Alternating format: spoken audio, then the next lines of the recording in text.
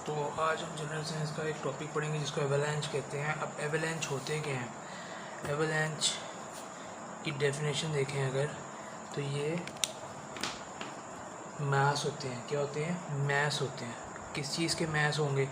या तो ये स्नो के मैस हैं या फिर ये आइस के मैस हैं। या तो ये स्नो के मैस है या आइस के मैस है, और ये दोनों की जो मैसेज हैं ये रैपिडली डाउनवर्ड मूव करेंगे। ठीक है, तो सडन एंड रैपिडली मूवमेंट होती है किसकी? मैस की। किस चीज़ के मैस की? स्नो और आइस की। तो इस मूवमेंट को हम नाम दे देते हैं एवलांच का। ठीक है, एवलांच बेसिकली जो वर्ड है वो कहाँ से निकला है? वो फ्रेंच ज़ुबान से निकला है। फ्रेंच में एवलांस कहते हैं। एवलांस का मतलब है डिसेंड। डिसेंड मतलब नीचे की तरफ जाना। ठीक है, तो ये मासेस स्नो के, आइस के, ये सडनली रैपिडली इनकी मूवमेंट होती है इन द इंक्लाइंड पोस्चर। ठीक है, बेसिकली माउंटेन साइड के अंदर अगर हम देखें, मैं यहाँ पे अगर आपको डायग्राम से समझाऊँ तो आपने डायग्राम पेपर में भी बना सकते हैं। तो फर्स्ट कर लें, ये एक स्लोप है, ठीक है, माउंटेन की। ठीक है, ये आपके पास स्लोप आ गई माउंटेन की।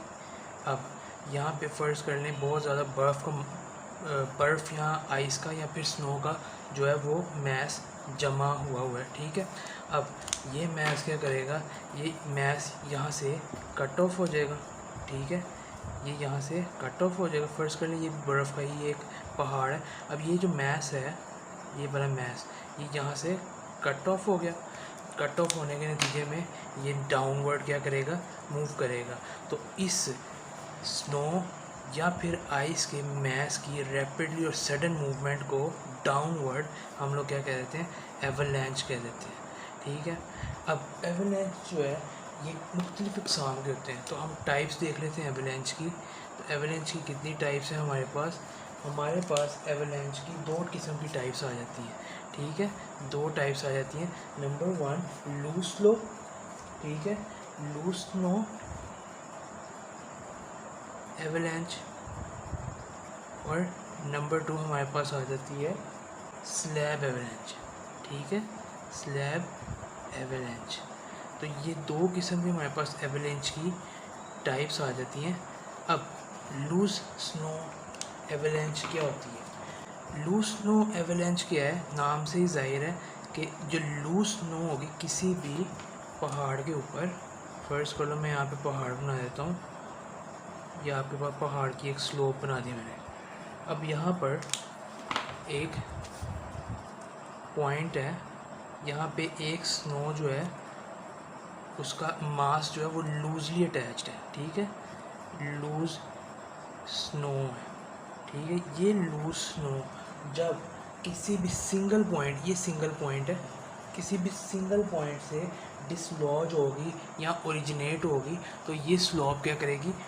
स्लोप से डाउनवर्ड नीचे मूव करेगी। ठीक है, तो इसको हम क्या कहते हैं? Loose snow avalanche. यानी लूज स्नो का जो मैस है वो सिंगल पॉइंट से downward down the slope of the mountain move करे तो उसको हम क्या कह देते हैं? Loose snow avalanche. अब लूज स्नो एवलांच जब यहाँ से ओरिजिनेट होगा तो ये मैस जो है ये down the slope of the mountain move करेगा।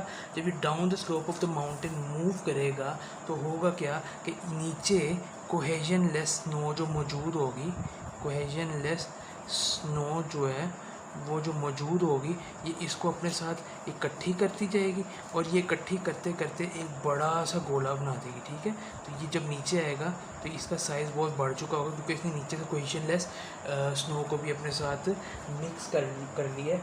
इसमें आपने एक चीज़ याद रखनी है कि हमारे पास यहाँ पर V shape, inverted V shape pattern मिलता है स्नो स्लोप का। इन्वर्टेड वी शेप पैटर्न, ये MCQs पूछ सकता है। इन्वर्टेड वी शेप पैटर्न हमें मिलेगा लूज स्नो का।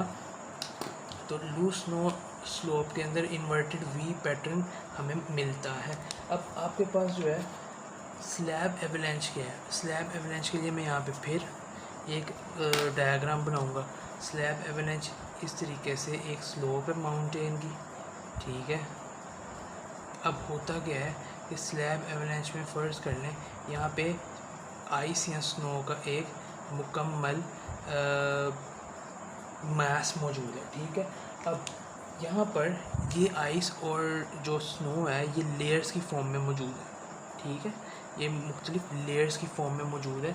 अब अगर ये लेयर्स जो है कोहेसिव लेयर्स हैं, ये आपस में अटैच हैं, कोहेजन है इनके दरमियान, लेकिन अगर इस स्लैब के दरमियान क्या हो जाए, डिटैचमेंट हो जाए, इन स्लैब की इन लेयर्स के दरमियान, इन स्नो या आइस की लेयर्स के दरमियान अगर डिटैचमेंट हो जाए तो यहाँ से सारी की सारी स्नो और जो आइस है वो एक स्लैब की फॉर्म में नीचे आएगी।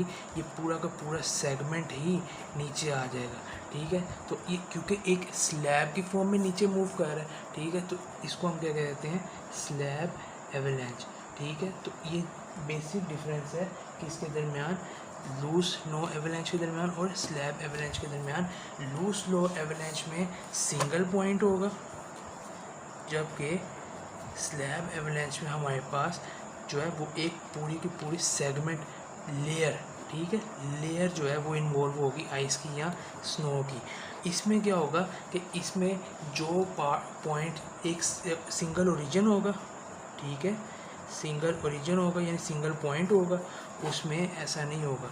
इसमें क्या होगा कि सिंगल ओरिजिन से जब लूज स्नो एवलांच बनता है और वो डाउनवर्ड मूव करता है तो वो कोहेजन लेस स्नो को अपने साथ अटैच करता जाएगा, जिसकी वजह से बहुत ये जो स्नो एवलांच होगी बहुत बड़ी एवलांच बन जाएगी और ये सफिशेंट है, इसलिए sufficient to bury a person, यानी एक पर्सन को दबाने के लिए, दफनाने के लिए बहुत है, ठीक है।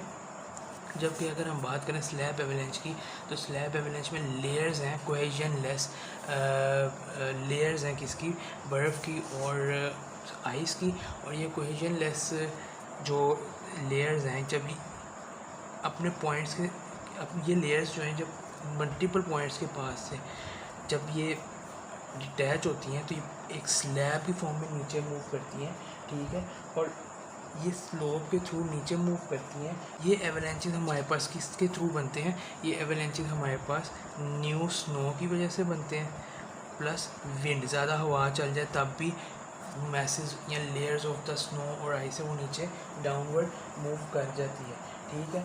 अब जो विंड की वजह से बनते हैं ना स्लैब, ठीक है, स्लैब एवलांचेस जो विंड की वजह से बन रहे हैं, ज़्यादा हवाएं चलने की वजह से बन रही हैं, तो उन्हें हम कह देते हैं विंड स्लैब्स, ठीक है।